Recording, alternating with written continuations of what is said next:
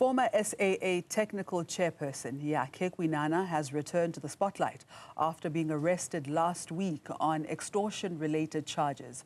A week before that, Kwinana was alerted of the SA Institute of Chartered Accountants' intention to strip her of her membership, despite her appeal to the decision last year.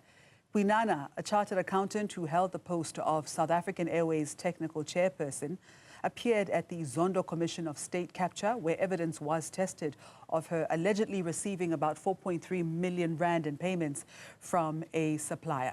At the State Capture Commission, Chair Raymond Zondo recommended that the NPA consider prosecuting Kwinana of corruption.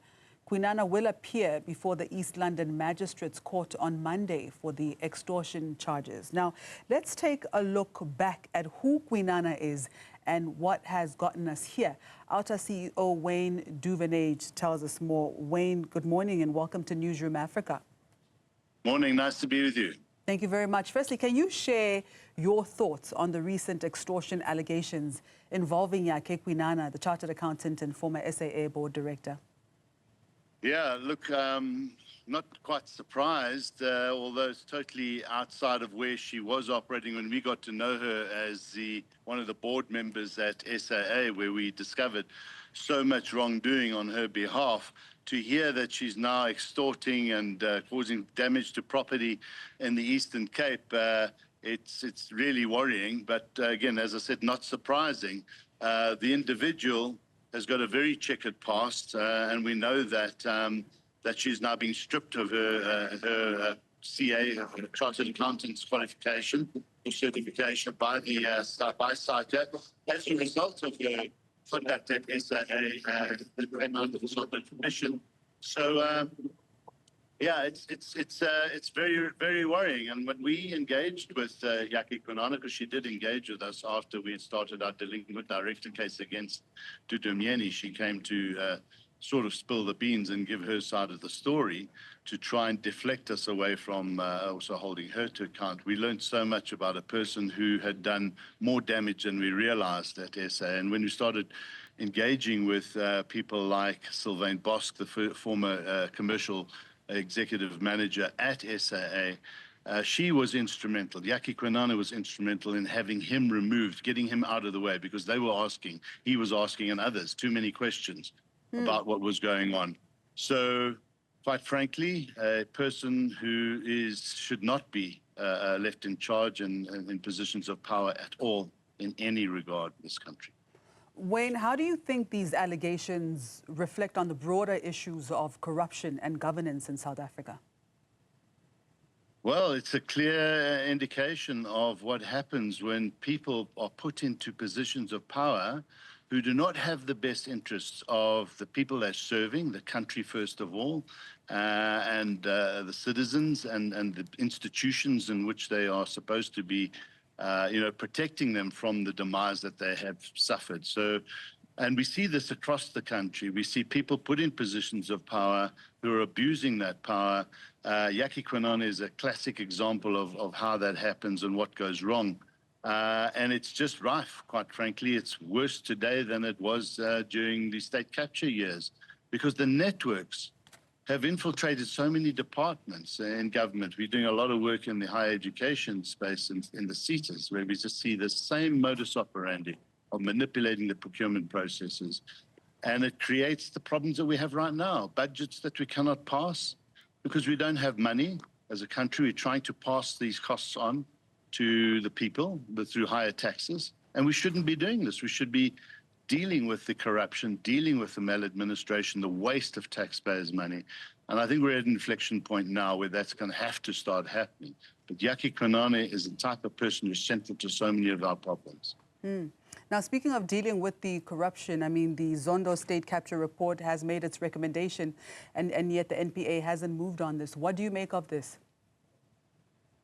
Yeah, I think what you have is a government that is paralyzed, that is not able to move. I think the national government of national unity is starting to reflect that and starting to, question and put pressure on government that they have to shift now. I think we're also seeing the corridors of power opening. We're starting to engage with some of the ministers and people in positions of power who realize they've got to do something different. But the fact that we're taking so long, the fact that we haven't had these high-profile cases prosecuted in court where the evidence is so clear that came out of the Zondo Commission is an indictment. It is a serious problem, and we hope now that, as Shamila Batoy was saying recently, things are going to start happening. Well, they should have started happening a long time ago, but this is the year that we have to see people in orange overalls, people in the dock answering the questions to state capture.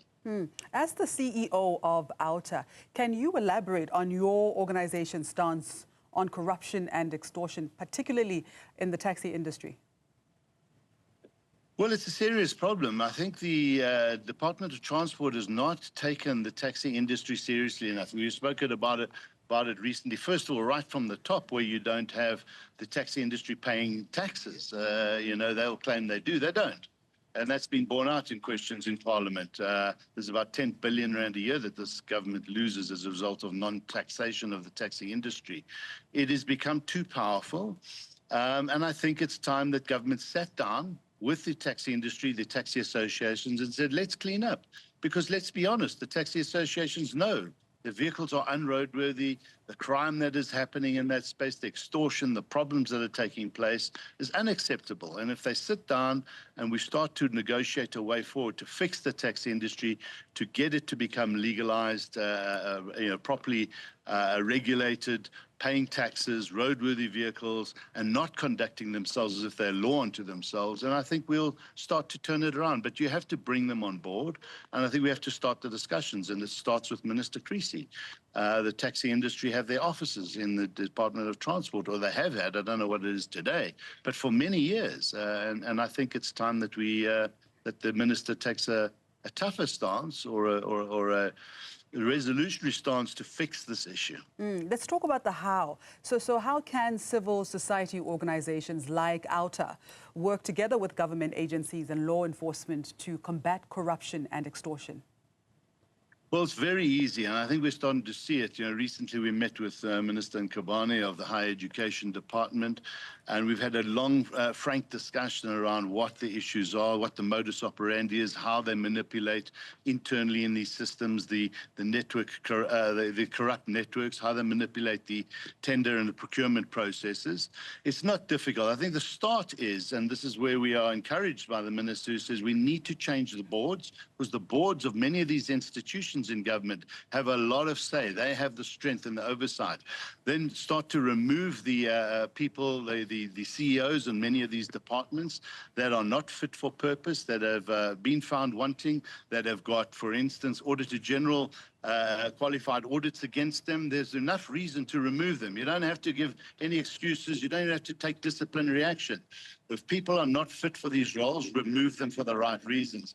I think if government starts to understand that that's their role, they have to go down this road, and you're starting to see those green shoots now after this new government of national unity, then I think we're going to start seeing big change. But it has to happen through oversight, meaningful oversight, and holding people accountable. And if government allows civil society organizations like ourselves, who can do and help them with, for instance, lifestyle audits, vetting the right people to come onto these boards, let's just do cleanups now. Let's get the wrong people out of the system, deal with the meritocracy issues, and deal with the corruption, deal with the maladministration. I think we can turn this country around and really sort out this budget, sort out the waste that's taking place. Wayne, in closing, what are OUTA's priorities and goals for addressing corruption and extortion in South Africa, and how can we get the public involved and support these efforts? Well, our role is we tackle corruption head on. We work with whistleblowers. We get the information. It has to be factual, evidence-based, and then we start working with the authorities. The SIU are doing a good job. We hope that the NPA starts moving faster. We do Section 27 affidavits handed directly to them without wasting time going through some of the police, the police angles. But I think You know, Senzim Chunu is doing a good job. He's going to start cleaning up the police. They've taken out the political killings task team that was going a bit rogue recently. So I think the long and short of it is citizens mustn't give up. We must work with civil society, work with organizations like OUTA, give support to civil society who's doing the work that helps government to clean its act. I think if we collectively take a concerted effort to deal with corruption and that government starts opening the doors and works with us and listens, we will get there. But this is not a walk in the park, and it's not flicking the switch. It's not going to happen overnight, but it can happen so much faster if the political will in the corridors of power start to realize that they have to work with civil society in order to tackle this problem. We have no fear. We will take on corruption head on. We just need the political will sometimes. We're starting to see that happening, but it's not happening fast enough. Wayne Duvenhage, thank you so much for your time. Thank you. All the best.